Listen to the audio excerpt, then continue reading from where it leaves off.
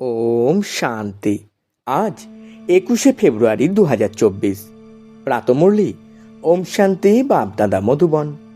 বাবা বলছেন, মিষ্টি বাচ্চারা, জ্ঞানের তলোয়ারে যোগের ধার চাই, তবেই বিজয় হবে। জ্ঞানে যোগের ধার থাকলে তার প্রভাব অবশ্যই পড়বে। প্রশ্ন: তোমরা হলে খোদার পয়গম্বর, মানে ঈশ্বরীয় বার্তাবাহক। সম্পূর্ণ দুনিয়াকে তোমাদের কোন বার্তা দিতে হবে? উত্তরে বাবা খুব সুন্দর করে আমাদের সকল বাচ্চাদের বোঝাচ্ছেন। বাবা বলছেন, সম্পূর্ণ দুনিয়াকে এই বার্তাই দাও যে খোদা বলছেন, তোমরা সবাই নিজেকে আত্মা ভাবো, দেহ অভিমান ত্যাগ করো। আমি তোমাদের পিতা, একমাত্র আমাকে স্মরণ করো, তবে তোমাদের মাথা থেকে পাপের বোঝা নেমে যাবে। কেবল এই এক বাবার স্মরণের দ্বারা তোমরা পবিত্র হবে। অন্তর্মুখী বাচ্চারাই এমন পয়গাম সবাইকে দিতে পারে। ওম শান্তি। বাবা বুঝিয়েছেন যে মানুষ মাত্রই, তা সে দৈবিক গুণধারী হোক বা আসুরি গুণধারী, তাকে ভগবান বলা যাবে না। এই কথা তো বাচ্চারা জানে। দৈবী গুণধারী মানুষ হয়ে থাকে সত্য যুগে, অসুরী গুণধারী মানুষ হয় কলি যুগে। তাই বাবা লিখিত বক্তব্য তৈরি করেছেন যে তোমরা দৈবী গুণধারী মানুষ নাকি অসুরী গুণধারী, সত্যযুগী নাকি কলিযুগী। এইসব কথা বোঝা মানুষের পক্ষে কঠিন। তোমরা সিঁড়ির বিষয়টিতে খুব ভালোভাবে বোঝাতে পারো। তোমাদের জ্ঞানের বাণ খুব ভালো, কিন্তু তাতে ধার থাকা চাই। যেমন তলোয়ারে ধারালো ধার থাকে, কোনোটি তীক্ষ্ণ ধারালো হয়।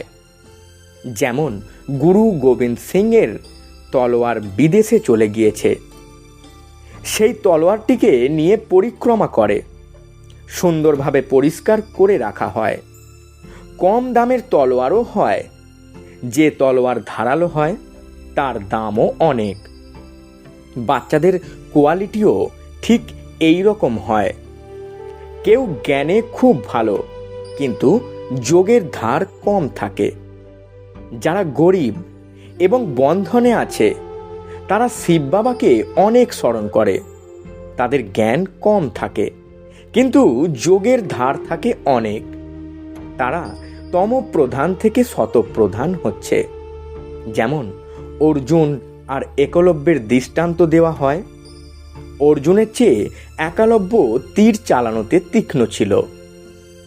অর্জুন অর্থাৎ যারা ঘরে থাকে, যারা রোজ জ্ঞান শোনে, তাদের চেয়ে যারা বাইরে থাকে তারা তীক্ষ্ণ হয়ে যায়। যাদের জ্ঞানের ধার থাকে তাদের সামনে বাকিরা মাথা নত করে। বলবে এইসব ভবিতব্য। কেউ ফেল হয় বা দেউলিয়া হয় তো কপালের ফের ভাবে। জ্ঞানের সাথে যোগের ধার অবশ্যই চাই। ধার না থাকলে বলা হয় মুখস্থ বিদ্যাযুক্ত পণ্ডিত, মোরগ জ্ঞানী বা কুক্কর জ্ঞানী। বাচ্চারাও অনুভব করে, কারোর নিজের স্বামীর প্রতি, কারোর অন্য কারোর প্রতি ভালোবাসা থাকে। জ্ঞানে খুব তীক্ষ্ণ হওয়ার সত্ত্বেও ভিতরে দ্বন্দ্ব চলতে থাকে।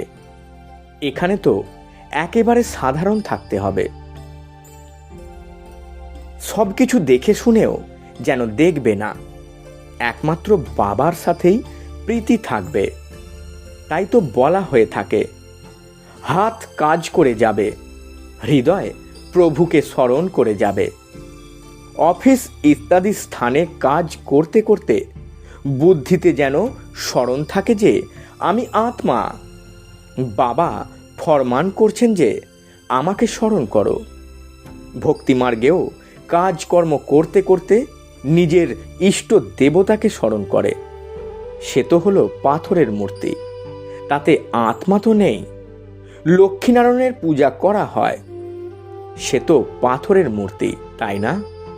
জিজ্ঞাসা করো, এদের আত্মা কোথায়? এখন তোমরা জানো যে নিশ্চয়ই কোনো অন্য নাম রূপে আছে। এখন তোমরা আবার যোগবলের দ্বারা পবিত্র দেবতায় পরিণত হচ্ছ। তোমাদের সামনে এইম অবজেক্টও রয়েছে। দ্বিতীয়ত, বাবা বোঝাচ্ছেন জ্ঞান সাগর এবং জ্ঞান গঙ্গা এই পুরুষোত্তম সঙ্গম যুগেই হয়, শুধু এই একটি সময়েই হয়। জ্ঞান সাগর আসেন কল্পের এই পুরুষোত্তম সঙ্গম যুগে। জ্ঞান সাগর হলেন নিরাকার পরমপিতা পরমাত্মা শিব। তাঁর দেহের প্রয়োজন হয় যাতে কথা বলতে পারেন। বাকি জল ইত্যাদির কোনো ব্যাপার নয়। এই জ্ঞান তোমরা প্রাপ্ত করো সঙ্গম যুগে। যদিও সকলের কাছে আছে ভক্তি, ভক্তিমার্গের মানুষ গঙ্গার জলকেও পূজা করে। পতিত পাবন তো হলেন একমাত্র বাবা। তিনি আসেন একবার, যখন পুরানো দুনিয়া পরিবর্তন করতে হয়। এবারে এই কথাটি কাউকে বোঝানোর জন্য বুদ্ধি চাই। একান্তে বসে বিচার সাগর মন্থন করতে হয়, কি লেখা হবে, যে মানুষ বুঝে যাক যে জ্ঞান সাগর পরমপিতা পরম আত্মা হলেন একমাত্র শিব বাবা। তিনি যখন আসেন, তার সন্তান যারা ব্রহ্মা কুমার কুমারী হয়, তারা জ্ঞান ধারণ করে জ্ঞান গঙ্গায় পরিণত হয়। অনেক জ্ঞান গঙ্গারা রয়েছে যারা জ্ঞান শোনাতে থাকে। তারাই সদ্গতি করতে পারে। জলে স্নান করে পবিত্র হতে পারবে না। জ্ঞান থাকে সঙ্গমে। এই কথা বোঝানোর যুক্তি চাই। প্রকৃত অন্তর্মুখী হতে হবে। শরীরের অনুভূতি ত্যাগ করে নিজেকে আত্মার নিশ্চয় করতে হবে। এই সময় আমরা হলাম পুরুষার্থী। স্মরণ করতে করতে যখন পাপ ভস্ম হবে, তখন যুদ্ধ আরম্ভ হবে। যতক্ষণ না সবাই খবর পেয়ে যাচ্ছে। ঈশ্বরীয় বার্তা বা মেসেজ তো শিব বাবাই প্রদান করেন। খোদাকে পয়গম্বর বলা হয়, তাই না? তোমরা সবাইকে এই ঈশ্বরীয় বার্তা দাও যে নিজেকে আত্মা ভেবে পরমপিতা পরম আত্মার সাথে যোগ যুক্ত হও। তো বাবা প্রতিজ্ঞা করেন যে তোমাদের জন্ম জন্মান্তরের পাপ কেটে যাবে। এই সব তো শিব বাবা ব্রহ্মা মুখের দ্বারা বোঝাচ্ছেন। গঙ্গা নদী কি বোঝাবে? অসীম জগতের পিতা অসীমের আত্মারূপী সন্তানদের বোঝাচ্ছেন। তোমরা সত্যযুগে কত সুখী সম্পদশালী ছিলে, এখন দুঃখী কাঙাল হয়েছ।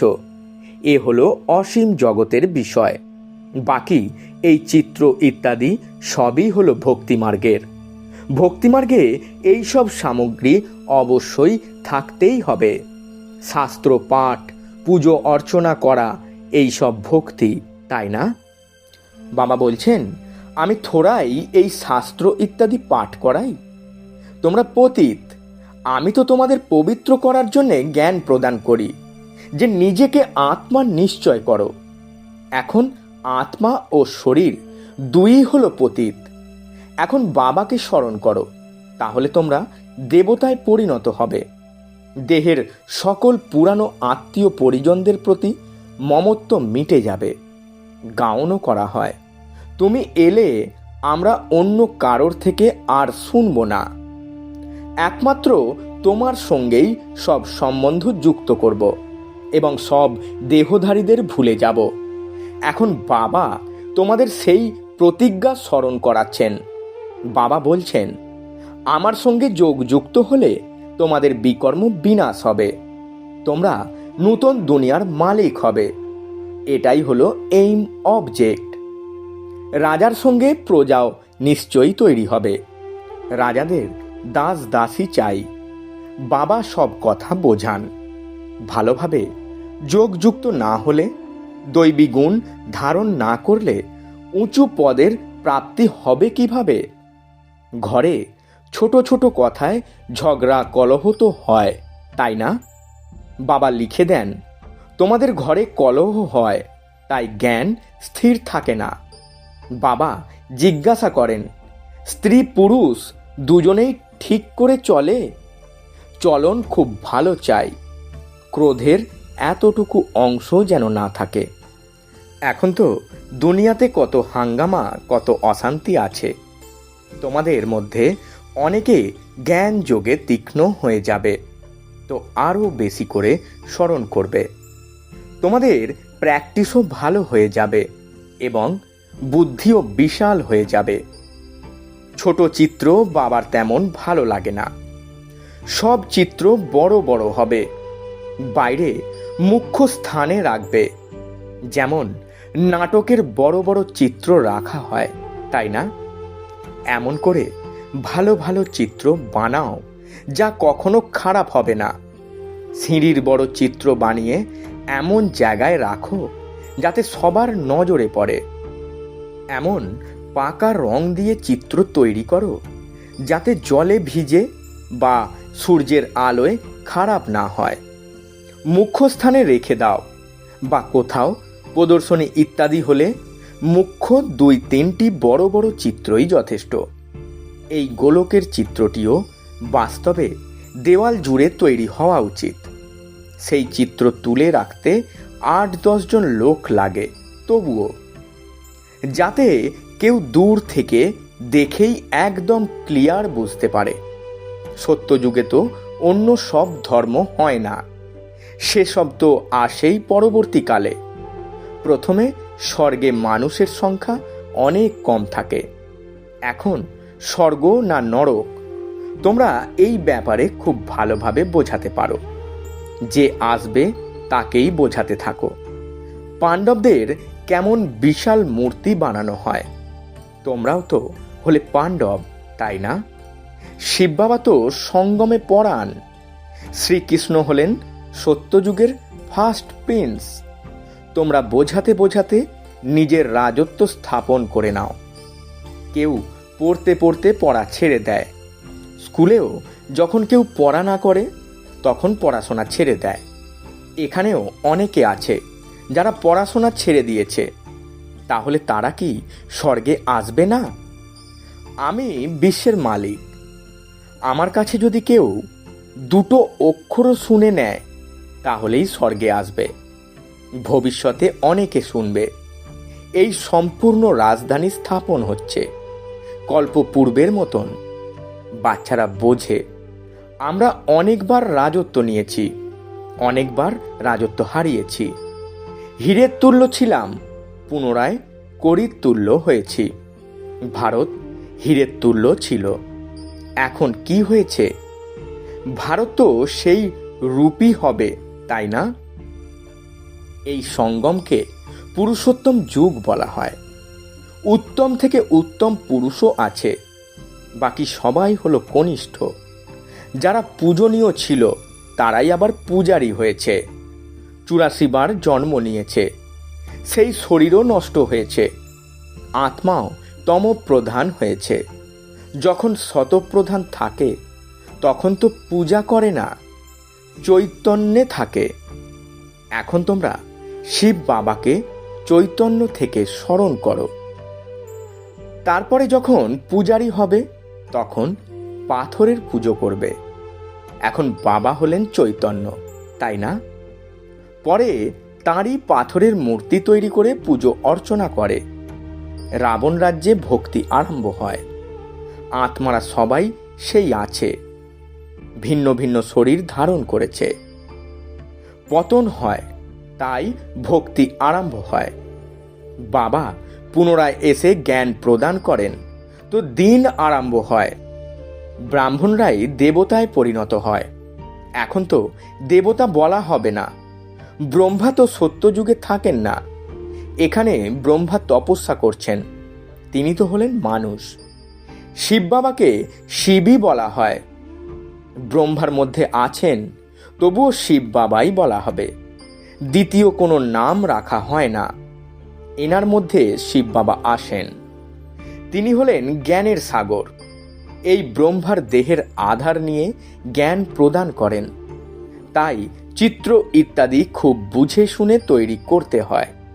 এতে লিখিত বক্তব্যগুলি কাজে লাগে। পতিত পাবন কি জলের সাগর নাকি নদী? নাকি জ্ঞান সাগর এবং তার থেকে ইমার্জ হওয়া জ্ঞান গঙ্গা স্বরূপ ব্রহ্মা কুমার এবং কুমারীরা? এদের বাবা জ্ঞান প্রদান করেন। ব্রহ্মা দ্বারা যারা ব্রাহ্মণ হয় তারাই পুনরায় দেবতায় পরিণত হয়। বিরাট রূপে বিশাল চিত্র দেখতে হবে, এটাই হলো মুখ্য চিত্র। বাবা বোঝান, মিষ্টি বাচ্চারা, তোমাদের নিজের বুদ্ধিকে সিভিল বুদ্ধি করতে হবে। যখন বাবা দেখেন যে দৃষ্টি ক্রিমিনাল, তখন বুঝতে পারেন চলতে পারবে না।